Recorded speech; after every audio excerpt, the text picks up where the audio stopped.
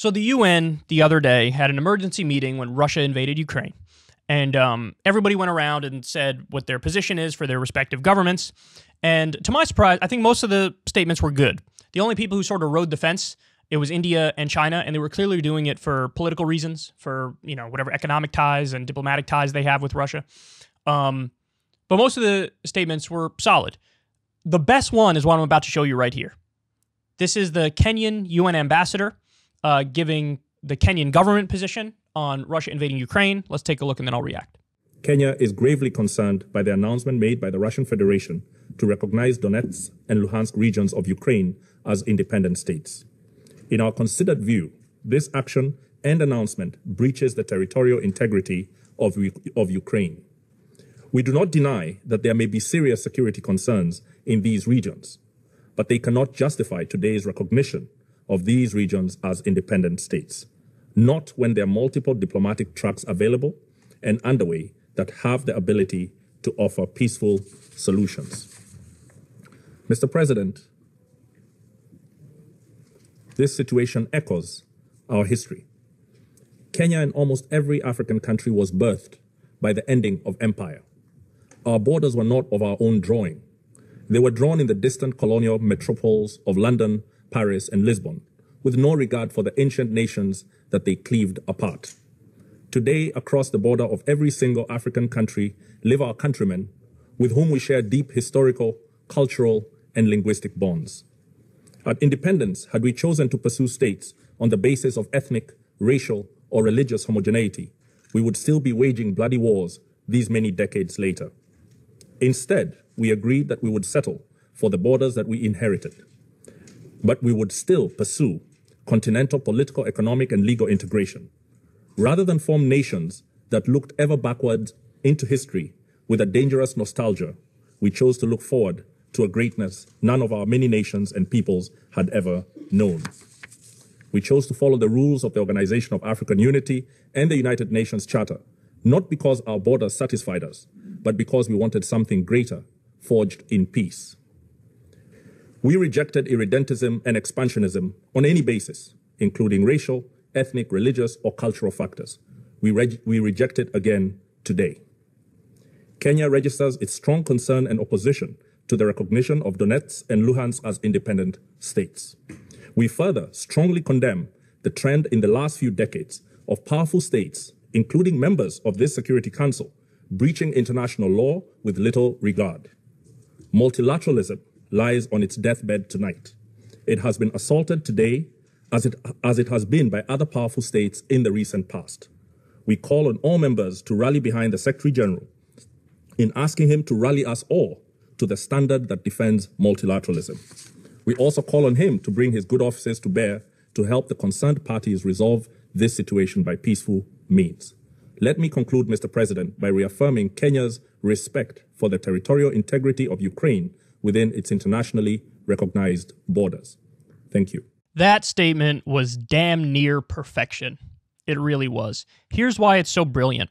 It is absolutely clear and unequivocal on the basic fact that Russia cannot invade Ukraine and violate their territorial sovereignty, while also being nuanced enough to point out the obvious reality that the United States is lecturing about human rights right now, and we don't give a fuck about human rights. There's a line or two in there that's like, come on, dog. You got to stop pretending like, oh, we care deeply about human rights. No, you don't. We illegally invaded Iraq, killed minimum 200,000 innocent civilians, did torture. You know, right now we support 73% of the world's dictatorships and arm them, and we care about democracy and human rights. My ass cheeks, we care about democracy and human rights. No way. So it's just, it's perfect. And the other reason it's perfect is I love the point about we understand colonialism. And then we also understand that post-colonialism, yeah, we inherited these borders. These borders, it wasn't like ethnically pure little blocks here and there. But you know what? I'm against an ethno-state. Maybe what we need to do is have a melting pot and learn to get along with people who aren't exactly like us in every single way, shape, and form. So in other words, what he's doing is he's contesting this idea from Russia that, oh, so there are ethnically Russian Ukrainians in eastern Ukraine? Okay. And what, you think that entitles you to a piece of Ukraine? No, it doesn't. And then also what he does is stresses diplomacy and says, look, there are multiple diplomatic paths. You can't do this. You can't go down this road. And so, listen, I've said this in every segment on Russia and Ukraine. I'll say it again right now. If you listen to Vladimir Putin's speech, in his own words, it's about an hour-long speech. He's very clear about everything he believes. The first half of the speech is about Ukraine owes us. They owe a debt to us. We built them up. We made them what they are. We invested massively in them. My idiot predecessors gave them the opportunity, if they wanted to just pull out of the Soviet Union, no strings attached. I'm against that. Shouldn't have done that. So the first half of the speech is all about historical grievances against Ukraine. And then the second half of the speech is about NATO expansionism and how he feels like NATO expanding is a genuine threat to Russia. So look, on the second half of the speech, okay, there are points there that we can address and we can negotiate around and we can do diplomacy and we can find a way to de-escalate. But to the first half of the speech, there's really no way around it. You got a www.getoverit.org. And so if the West were to come out and say, you want diplomacy, here's diplomacy. Ukraine is currently not part of NATO and it won't ever be. There you go. We gave you exactly what you wanted. Now what are you going to do? So in other words, you give him the thing that he nominally says he cares about the most, and then if he still invades, you get to go, see, it wasn't really about NATO. It wasn't really about NATO. It was about the other stuff. It was about the historical grievances. It was about blood and soil. It was about, I feel like I have a right to this because it used to be ours. It's about reestablishing some semblance of the Russian Empire and returning it to its former glory. That's what it's about. He just proved it. So look, I think that's the only way out here.